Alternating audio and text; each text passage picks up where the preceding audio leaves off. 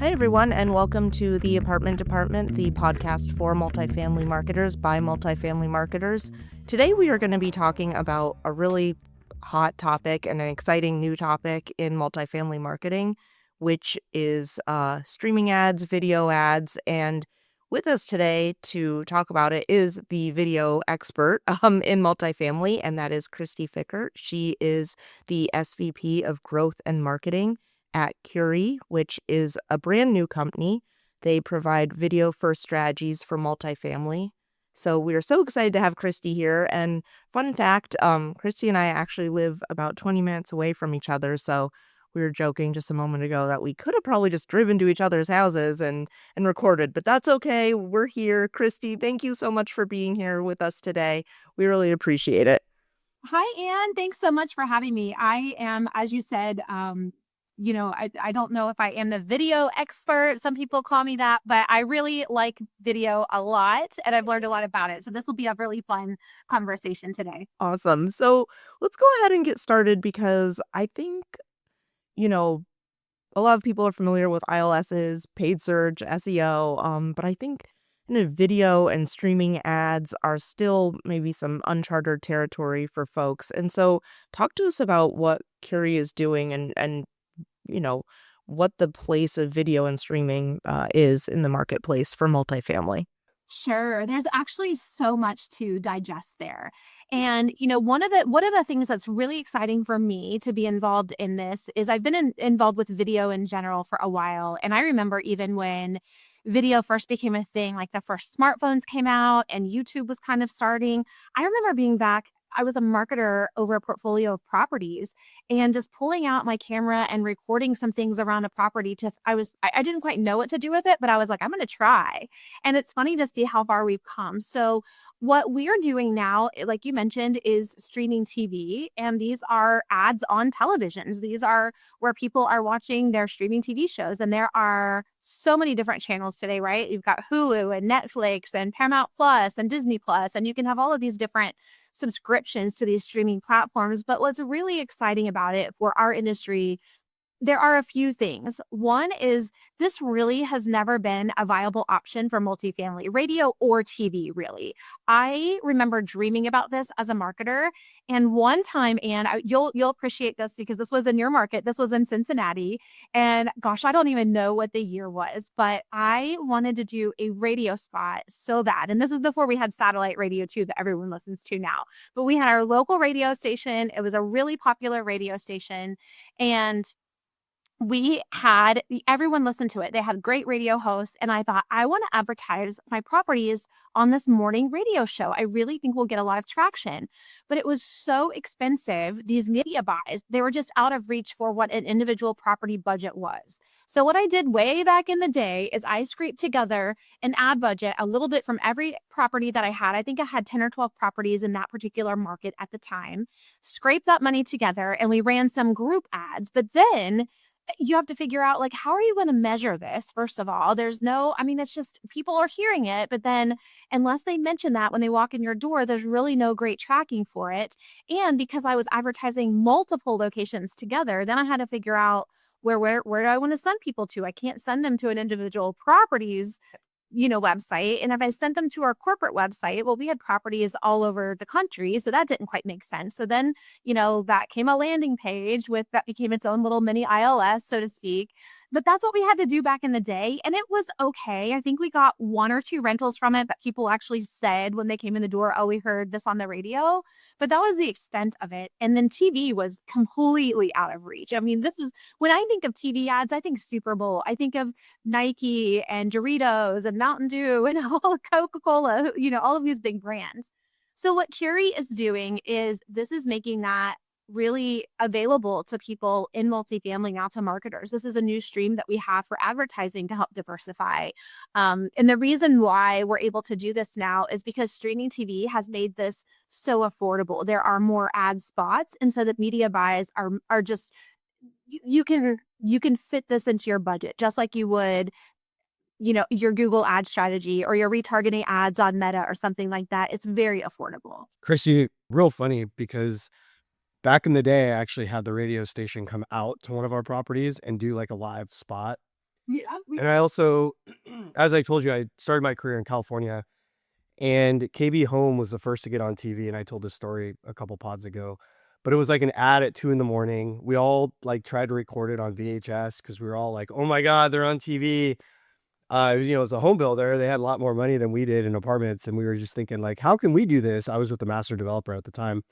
But it's just so funny hearing that story because I was in the same boat. It was so hard to do. Right? We got creative. We had to get creative with it. But that was the extent of what we could do.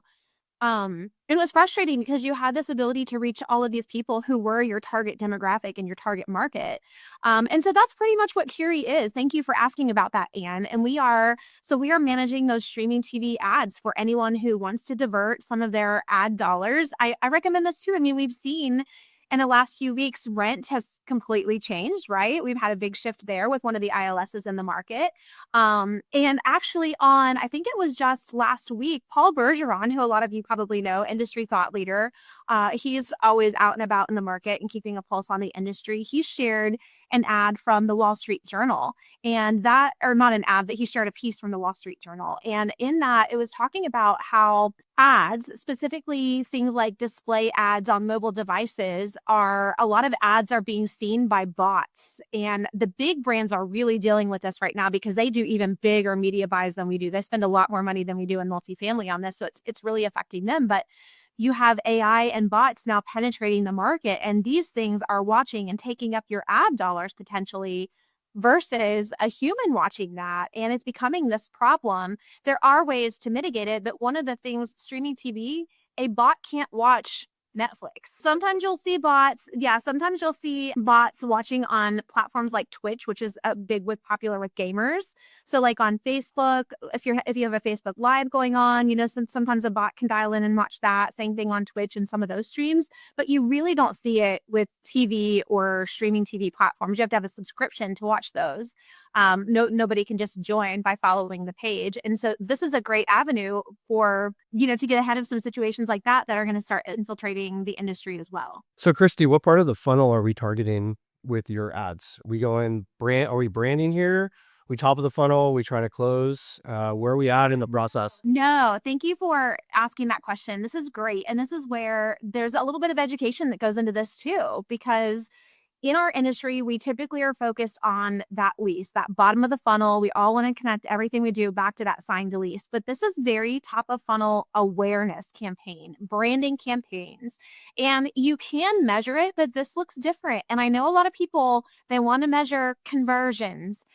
And you can do that to an extent, but this is higher up in the funnel. And if you think about it, one of the things that you're doing with streaming TV is you can do a couple of different things, but the big thing that you're doing is, one, you're only targeting renters, right? So you can choose for your ad to be shown on a streaming TV channel, and it's only showing to renters in specific buildings. So right now, unlike the radio, Chris, that you and I are trying to do, that you're hitting everyone. And some of them might be homeowners, some might be renters, some might live with family. You just don't know. Some are renters, but you've got this really broad audience. And with streaming TV, you can really narrow that down. And so you can do it a couple of different ways. You can go broad and just say, I want to target, I want this ad to show to every renter within a 10-mile radius of my community. Or if you've got some other things, like if you're doing geofencing, then you can get real targeted and you can say, I want to show this ad to renters in these 3 specific buildings who are competitors of mine. So that part of it, you are not completely just throwing your dollars away at the top of the funnel with, reaching homeowners and people like that as well. So it's still high level. But if you think about multifamily, what we have traditionally done is we don't start marketing to people until they open the Google tab on their browser and start searching for an apartment. Then we have ILS ads. Then we try to drive them to our website with our own PPC campaigns and whatever else we have going on. This lets you hit them before they even start searching. So they're a renter. We don't know when their lease expires. So some of those people are going to have a lease that's coming up pretty soon, and the rest may have just moved into that building and they're not going to come up for a whole year. And so the idea is that you're putting your brand on their radar. And what I love is my idea that I want someone to do is I want them to have an ad where the renter, imagine, they're sitting on their couch. It's 8 o'clock at night. They're about to binge their favorite show. And this ad comes on that says, hey, is maintenance a little slow to respond to issues in your apartment? Or are your neighbors a little loud? Check out ABC Apartments. We have a great, we respond within 2 hours to all of our maintenance requests, or our reviews are 25% better than all of our competitors. But they're not thinking about moving yet, but you're planting that seed, and then that prospect is saying, oh, wait a minute, maintenance has been a little slow to respond to me, or I haven't had the best experience here. Maybe I should check this place out. So it's definitely very top of funnel. I love it. I think this is a good idea. Who creates the content? Do you use video? Do you use stills? Is it who does the voiceover? How's the process work? Well, that's the other piece that has made this really out of reach for multifamily marketers, because we don't have the resources to do that typically. We have usually one marketer to, 50, 60, 200 apartment communities, sometimes even more. And knows. I see her. She's making the face. She feels it. I'll tell everyone listening that she's feeling it. There just is not a good ratio of marketers to apartment buildings that they're trying to market. So that's where we come in, and we do all of that creative for people who are running streaming TV ads. But if they have their own videos, we can incorporate that too. And here's a really great example. I'll tell you, Bozzuto is doing streaming TV, but they also use a product called Relink, which is my former company. And Relink is more middle of the funnel video tool, where your people on site are using it to communicate with renters or to give them virtual tours and things. So they're taking some B-roll from their Relink videos that they have, because they're using that tool. And we are using that at top of funnel in these streaming TV ads. But we can also, add to that we'll create our videos. It is a blend of AI plus a human approach, is what I say. If you're not using AI for your videos today, it's really silly not to, because it's such a great tool. And if you get the AI right, if you know how to work it and the right prompts and things, then it can be a really great tool, and it helps you scale and move faster. But there are also humans behind it who are, directing that AI piece of it. So we put all of those together. They can be videos that we create. It depends on where you're going to use it. So some of the video content we create for you, you don't have to use it in streaming TV. We want you to. We think that is a strong avenue for marketers to use today, but you can use it in other places too, like in your Google ads, on Meta. We say it's a video first strategy. And Anne, you mentioned this too at the top of the show.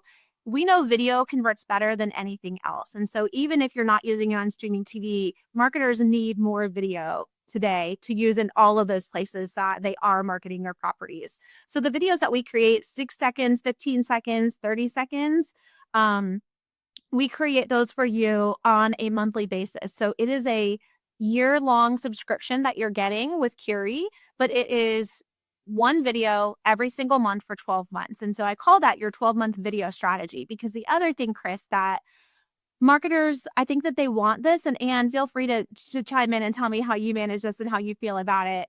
But marketers know they need more video. But what happens is, again, we don't have the resources to scale it. Can you imagine creating a video every single month for every single community? It's just not possible. But that's where we come in. And the other reason that we do that is because creative ad fatigue sets in at about the 30-day mark. And that doesn't matter if they're watching it on streaming TV, on a Meta retargeting ad, wherever they're seeing that, they're seeing the same ad in creative over and over again.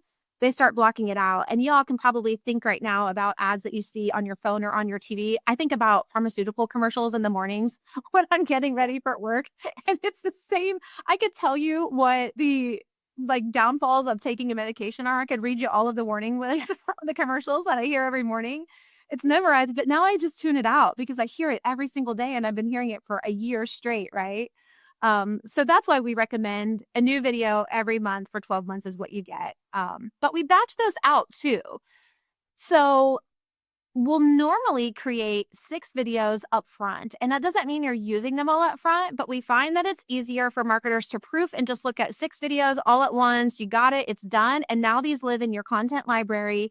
You want to switch them out in your streaming TV ad? Great. Or you're thinking ahead. So right now we're kind of going into this busier leasing season, summer leasing season. So if I'm working with Anne, I'm going to say, Anne, First, we're going to create the list of what are the must-have videos for this community that you really need to have. Maybe there's a specific floor plan that's hard to move, or maybe you have amazing amenities. But then beyond that, what sets this community apart? What's your differentiating factor? Is it your service? Is it your people? Is it the location?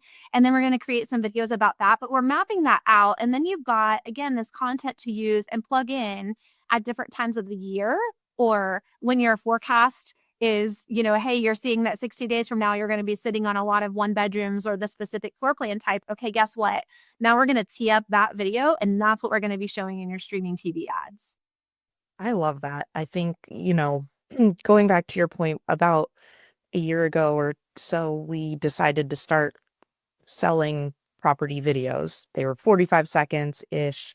And our graphic designer was making them in Vimeo. They have kind of a self-serve, but it was time commitment for her to get the assets, figure out what we wanted to talk about, do the voiceover. She was doing a voiceover. We weren't using AI at the time. It was just insane. And so we basically created a video for the property, and then just kind of, they were great. They were beautiful. But again, the time put in was just too much for it to be a continuous process. And so we used a couple of them for YouTube ads, and it was great. And we saw a lot of views. And I mean, we were getting that exposure that we needed, but I'm sure ad fatigue did set in, and we didn't really then have a plan of, okay, what's next? And so the fact that you are loading videos up front, that you have a variety of them, to be implemented in different situations is just,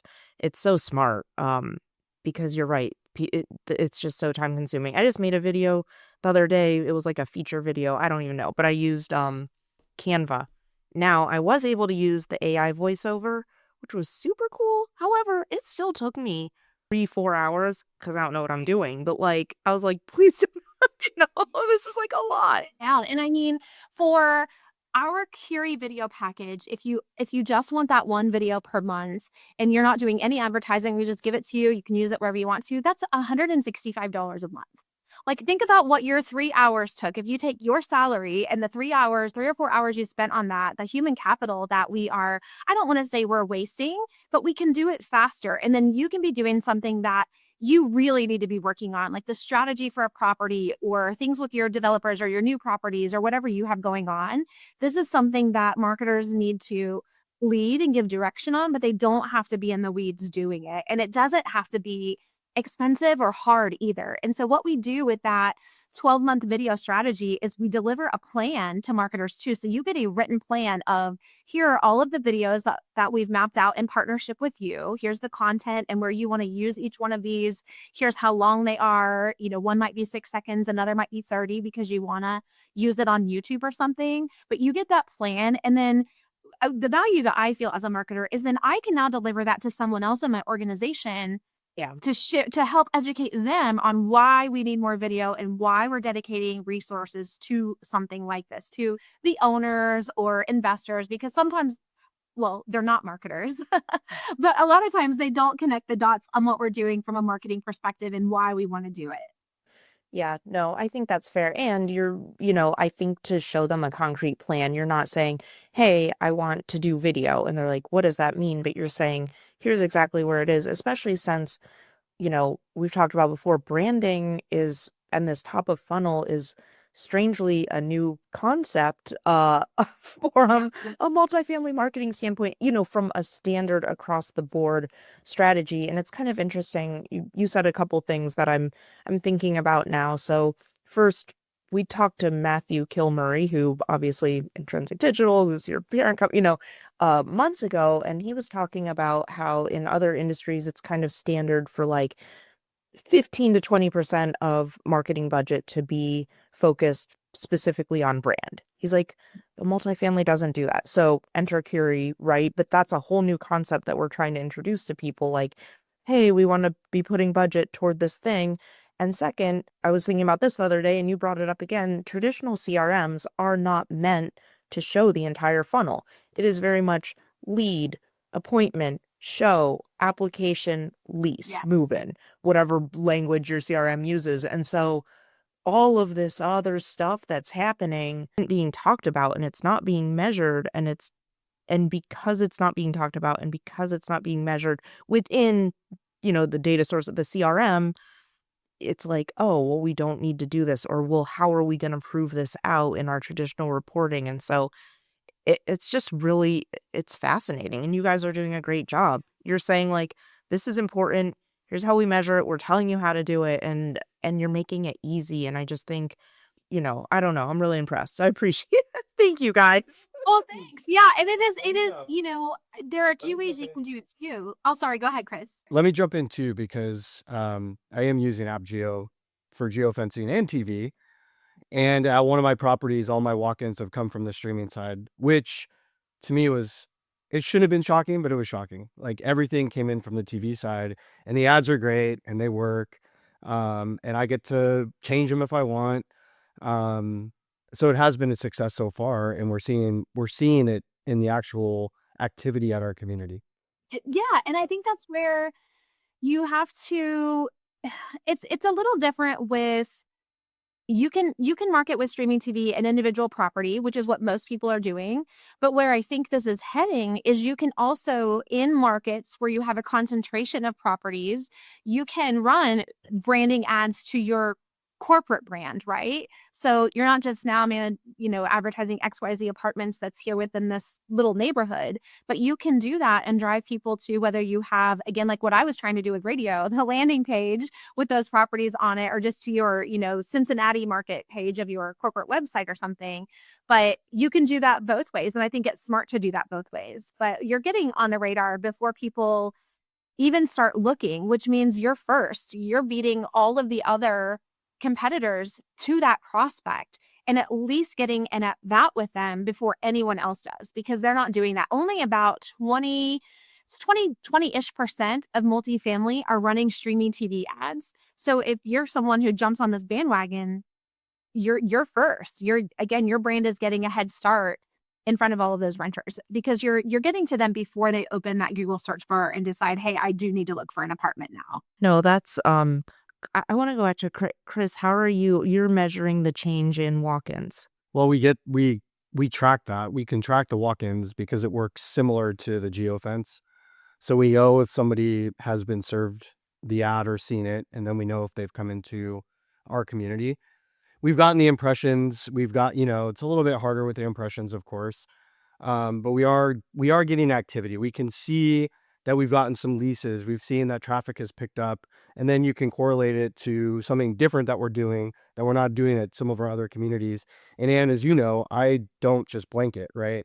I have different marketing budgets and plans for each of my communities because they're all different. I mean, Kristi, I have some A, I have some B minus, I have, urban, I have a couple of mid-rise, so I have to change my plan all around. Well, and this is just like, I used to hear back in the day, again, I'm going to date myself, but when smartphones came out, people were like, oh, well, no one at B and C properties are using mobile devices to look for an apartment. I'm like, everyone has one of these. It's not one specific demographic. Everyone's watching streaming TV. And what supports this too, as far as those different demographics and different property class types, is streaming TV. About 60%, this keeps going up, but about 60% of people who do subscribe to a streaming TV platform are now subscribing to the ad-supported piece of that. So most of these platforms, it doesn't matter if it's Netflix or Disney or whatever, they have the more expensive model, that's the ad-free, but then the cheaper model is the ad-supported model. And every streaming network raised their pricing year over year over year. It's not changing. And so people are changing where they did have the ad-free platform to now they're all going down to the ad-supported to save money. And so this has gone up. So 60% of the people who are subscribing are watching the ad-supported format. And the demographics are broad ranging. So it doesn't matter what your property type is. Everyone's subscribing to something or watching, one of these platforms. But on, and to your point about metrics too, there are a couple of things that you can track, reach and frequency. This is really similar to how if you take a big brand, take, Nike, for example, and they're running commercials and spending billions of dollars, I'm sure, on advertising. They're not trying to go from that commercial to, oh, this person walked in this store and bought a pair of shoes. That's not how they're measuring that. But that's what we try to do in this industry. So again, we have to do the education and get people comfortable with what marketing outside of multifamily has looked like for a long, long time. That's what we're trying to do here. But your reach and frequency of that commercial, the completion rate, so you can see, do people watch it all the way through? Did they pause it? Did they stop? So you can also see a pause rate. You can see the mute rate if they turn off the sound. We had someone who, I don't know if either of you seen the Kurie commercial? No. No. Hey, you might see it. I've had several people run. So we're using the same strategy for ourselves. And I've had several people reach out and say, "Oh my goodness, I just saw a commercial for Kurie," or they'll send me a screenshot or a picture of their TV where it was up on the TV. And we started running a campaign right before the social media summit. And that is a conference that has a lot of marketers there, right? So I was on a call last week with someone demoing them. Now they're interested in Kurie. And she said, "Oh, yes, I saw your commercial." And she sent us the screenshot of it. And when we were talking to her about what we can measure, I said, "Well, Amanda, we can also see your mute rate. So if you're muting our commercial, or if you're trying to not watch it, we will know that about you." And she just laughed. So it's funny that you can see these things, which that tells you, though, if people are muting it, then maybe the voiceover is not so great, or what we're saying in the voiceover isn't resonating with people. So then we need to change that up. So there are metrics there outside of just, is this driving traffic to your website or driving people in your door, that help you know if you need to take a different direction with your creative as well, which is something that, like, Anne, you're creating your one-off videos, right? And then it takes you a long time to create another one because it's just so time consuming. Yeah. These are things where you have this content, and so if something's not working, you can fix it, change it, or sub in one of those other videos that you have to, again, try to change those numbers and react a little more quickly. Amazing. Yeah, you're right. Like, there's not, because you're spending the time, in my case, creating the video, there isn't then time to be looking at all of those things to make strategic decisions. It's like, okay, got to crank out a video. Yeah. And like what Chris said, you should see a lift in your both organic and direct traffic. And most of our clients, we're benchmarking that, when you should do that when you start any kind of a new marketing campaign, right? I mean, that's marketing 101. But you should see the lift in those things too. And you'll see typically a little better performance from something like a streaming TV ad than what you do on, I know, Chris, like you're doing geofencing and some of those direct ads. Those are not bad. That's, again, brand awareness. People are just consistently seeing your brand in their feeds or their apps or wherever they're looking. That's good. That's great brand awareness. But when they click on those and click over, they're probably going to hit your website and not stick around too long because they're going to go back to whatever they were doing. So again, it's good awareness, but with streaming TV, they're a little more serious by the time they make it over to your. I think it's funny. We talk about this all the time. I've been doing this a long time too, Kristi. When we first started, we were doing these landing pages so we could get one-to-one and kind of creating pockets of communities. And now we're coming back to it. But it was interesting. We were talking to somebody and they were saying, but we're smarter about it. We're smarter about how Google works. So these landing pages are working better for those that can do it and those that do have communities that are pocketed. I think it's a great strategy. Why wouldn't we go back to it if we can track it better and get people better information? Yeah, I feel mean, the like more information we have, the better decisions we can make about all of our strategies. So Yeah. Isn't our whole goal is just try to make it easy for our consumers to just walk in, know the information, and sign a lease? Like, that's all we're trying to. That's what the offer it is supposed to do. That's what our websites are supposed to do. We're just supposed to be able to give the information and do it better than our comps and show better than our comps. That's why they're going to choose us. And of course, it's not just the digital advertising. It's what happens when they show up on site. It's your staff. I mean, it's a whole machine, but as marketers, you get one chance at a first impression, right? That's in person and online. And that's where we have to really excel. And that's why these conversations are so important. Oh, yeah. I used to make this argument, I still do all the time, about virtual tours. And I mean live virtual tours, not you put a virtual tour on your website and someone watches that and they just come in and rent from that. I'm talking about letting your team or giving your team the tools to take virtual tours with people still today. And I hear so many people push back on this and they say, well, renters don't want to tour that way. They want to come into the office. And I said, well, some of them do. Yeah. And if you look at NMHC's data, for example, in the last 2 years, it's a little over 1/3 now, but 1/3 of renters last year rented their apartment, and they moved in actually without ever seeing it in person. So think about 1/3 of the traffic that y'all are getting at your properties, and anyone listening, if 1/3 of those people, we're forcing them to tour in a way that it's not ideal for them. It's the same thing I think about with going to the grocery store. Today, I'm such a busy working mom that I don't go to the grocery store. I do delivery almost every week pretty consistently. Now, my mom and my grandma love to go and walk up and down the aisles because they see their friends and they socialize, but they're retired. Like, they have time to do that. And it costs me more money if I go walk up and down the aisles, and especially if my kids are with me. But if a store didn't offer these pickup or delivery options and I have to go every week on, and this happens to me when I do physically have to go, it puts me in a bad mood. I just hate it. It takes time out of my day off. It costs me more money. There's a long line at the checkout and I don't have this great experience. I'm just frustrated about it. But we're doing that to our renters. And this is just one example of where we're forcing them sometimes to do business the way we want them to do it versus what is better for them, or at minimum, just giving them a choice to do things their way. So do you want to call and talk to someone, a human? Great. Do you want to chat with someone online? Great. I love chatting with people online, as long as it's not a chatbot that doesn't work and just keeps sending me in that virtual circle or cycle where you can't ever get to the human. But when it's an actual human behind the chat, I did this like 2 or 3 times in the last week, and it was very efficient. I didn't have to talk to anyone. I could be in my pajamas. I could be at my computer working on other things on the side. So efficient. But I think sometimes we're still just forcing people to do things the way that we wanted them to do in this industry for a long time. Yeah, there's this like stigma of like, well, we have to get them in person to be able to close it because then they'll see us and like us and want to live here. It's like, well, not if you're making them mad before they even, or they're not even going to come in because renters probably have 2, 3 properties that they're interested in. And so if one doesn't offer a virtual tour and the other one does, well, they don't care. They're not loyal enough to us yet. They're hopefully loyal once they live with us, but they're not loyal enough yet to jump through hoops. Right. It's not. Well, I think about that with like the Bozzuto example that I was giving. So think about someone who is running streaming TV ads. Those are a sexier kind of video, right?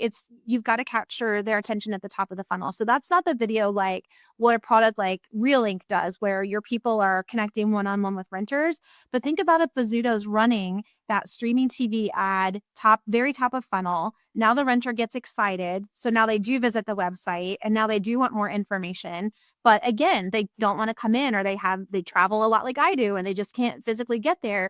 But Bozzuto's also using something like Real, and now that agent can show off their personality no matter what. Even if the person doesn't come in the door, now that person is on camera and they can show off and do all those things that we're used to doing and we were taught to do back in the day, like get them in the office so we can show off to them. Now we can do that via other means. So we have to give our people the tools to do that. But also, I hear a lot from people out in the field. You know, Chris, I was in Dallas 2 weeks ago, and that was a lot of on-site people in the session that I was teaching there. And some of them are gung-ho, like, I will do whatever it takes to get to the renters. I don't care if it's on video or in person. Like, I just want to do all of the things. But then there are people who are like, I'm not comfortable on camera, or I just don't. And they're going to miss out. They're really missing out on opportunities. And it's probably, Chris, why you and I back in the day when we were testing radio and playing around with the cameras on our phones, why we had excelled in our careers and had opportunities come our way, because we were more forward thinking and curious about those things. And it doesn't always go right, though. I'm sure we have stories about things that have gone awry too. But you have to try and lean into it a little bit. I tell this story all the time. So I ran Craigslist for a while. This is like, I'm dating myself now, but probably 12 years ago. I think Craigslist actually still works today, but when Craigslist was big, I ran free pizza ads, like if you come in, free pizza, and it was a total disaster. Like Craigslist ripped it down. Like I was so excited about this. I got made fun of at my company. This is a long time ago, but I mean years. I still in contact with these people and we'll still get text messages, free pizza from them, because it was just such a disaster. But if you're not taking chances, then what are we doing? I mean, we're not doing brain surgery. Nobody died. Yeah, I got made fun of for a while, but nobody died. So that's what's fun about digital marketing. That reminds me of I had a manager when I worked on site, and it was around Valentine's Day. And this is when we used to run ads in the newspaper. So at least you were on Craigslist. At least that was online. No, I did newspaper too, Kristi. I'm going all the way back. I did newspaper. I did. Oh, my manager, he came to us and he's the nicest guy to this day. I credit him with so much of my career success early on. And he said, I think, what if we run an ad and, we'll tell everyone if they rent an apartment this weekend, we'll give them a free dozen roses to give to their girlfriend or wife or whoever. And I'm thinking, that's going to make you rent an apartment, a dozen, let's give you a dozen roses. But we just said, okay, Bruce, whatever, we'll try it. And same thing, it was pretty much a disaster, but we learned from that. So you also learn a lot of great marketing lessons when things don't go right either. And shameless plug, there's a whole session at the upcoming AIM conference about, it's called Stupid Marketing Blank We've Done. I'll let you fill in the gap on the word there. Stupid marketing blank that we've done. And it's marketers telling all of these stories about really stupid things we've done or mistakes that we've made. But what we learned from it on the other side that is informing our marketing campaigns that we're running today. So if anyone listening is going to AIM, that'll be a really great session to sit into. That's really fun. We both will be there, actually. We're doing a round table. And so, we'll sit in on the session and maybe chime in on done a lot of dumb things, but I won't get into it right now. But maybe we'll chime in. Maybe chime in on It makes us feel like we're not alone, though. The marketer, I feel like there is a lot of pressure that we have to be perfect and get things right. And a lot of times we are reporting up to CEOs and very high level people in our organizations. And it can be really intimidating, or that imposter syndrome can set in to where we feel like maybe we don't know what we're doing, or so I think that it's important for marketers to support each other in that of, hey, I've done really silly things too. I love it. Chris, do you have more questions for Kristi? Before we tie up, Kristi, we like to talk about trends that are coming. So maybe if you want to touch, you're talking to a lot of people, you talk to a lot of companies, operators. So why don't we finish up before we get out of here with trends you think are coming over the next 12 to 18 months? Goodness, what is not coming is the question. It is moving faster than it's ever moved. We've touched on AI in this call. AI is just evolving so quickly. And that's something that I hear too. A lot of marketers, some of them don't even have permission to use ChatGPT, for example, at work. And one of the points that I make when I talk to them is that, okay, then you can use it personally, put it on your personal computer, put it on your phone, and start using it for things in your personal life, because that's still growing that skill set. But I think how that's evolving to the point of how we are using humans plus a little bit of AI to create and scale these videos. That's something really cool. But where I think that bringing it all back to our topic today of a video first strategy is, well, you've got search through the GPTs now. You've got search on some of these platforms. And then you've just got, like Google Gemini, for example, and the AI summaries are getting more and more robust on Google. One of the best ways to show up in those search results is, one, with video, but two is to be distributing your content in as many places as possible. And I think that we can do a better job of that in multifamily. We tend to just get all of our content that we do have and we put it on Facebook and on our websites. And that's the extent of it. But if you look at, again, other marketers and other how B2B companies do marketing, they're distributing their content in every place possible. They're putting it on their website. They're putting it on other people's websites. They're finding partners. They're putting it on podcasts.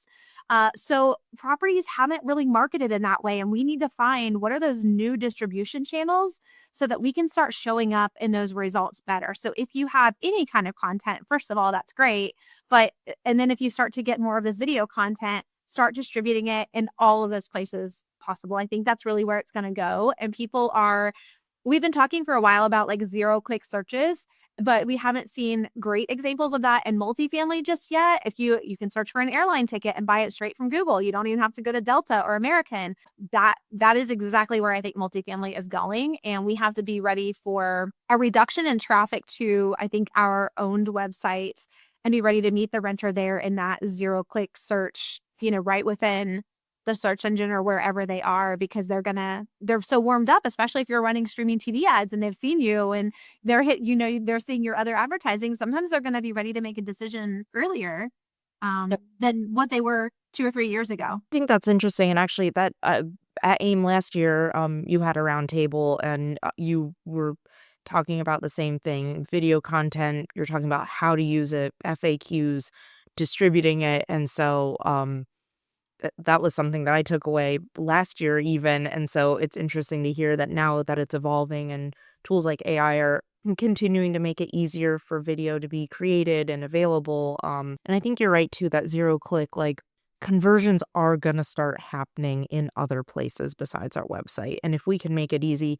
we talked about this a while ago, like TikTok e-commerce, like why can't you rent an apartment through TikTok? Like, why is that ability not available, right? And I think we will start to see that at some point where so in order to prepare for it, I think is a really great trend. Yeah, it is. And you all should have on Carol Van Hook Weaver with the Connect brand.